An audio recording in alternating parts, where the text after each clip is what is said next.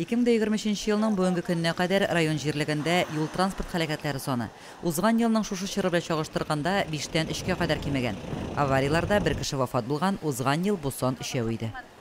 Ел башыннан жерлегебездә барлыгы 8 айга 61 кеше өрүл артында эшеп иҗара иткән өчен тоткарланды.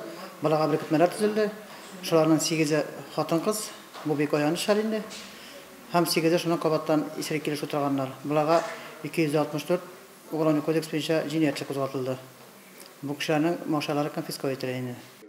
Җыелышта юлларның торышы даими игътибар үзәгендә булуы да ассызыкланды. Җыелышта Мөсин Татшуган юлының 1-200 метр арасына ремонт таләп ителүе проблема буларак күтәрелде. Юлда иминлек таләпләре сакланмау аркасында бу участок шоферларга зур кыенлыклар тудыра. Бүгенге көндә безнең Мөсинебездә күп кенә юллар салынды, асфальтлар салынды.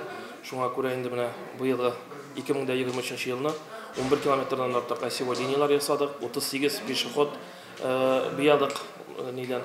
Һәм инде күп чабалар булды.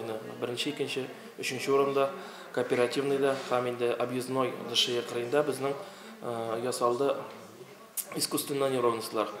Метрей Салавыз Мухан югары табын авылларындагы белем бирү учреждениялары янындагы юлга тизлекне чикләү һәм балалар билгеләрен урнаштыру мөһимлеген дә билгеләп үттеләр. Юллардагы иминлек проблемасы ул һәр вакытта да актуаль булып кала бирә. Чөнки күргәнегезчә юлларда транспорт чаралары күп, алар барысы да барлык юл хәрәкәтендә катнашучылардан да зур игътибар сорый. Һәм инде балаларга моны өйрәтү безнең зур бурычыбыз. Район башлыгы Альберт Хоҗин утырышны төгәлләп күтәрелгән мәсьәләләр буенча җаваплы служба җитәкчеләренә тиешле күрсәтмәләр җиткерде. Лилия Шәймиева, Динар Нуртдинов, Мөслим телевидениесе.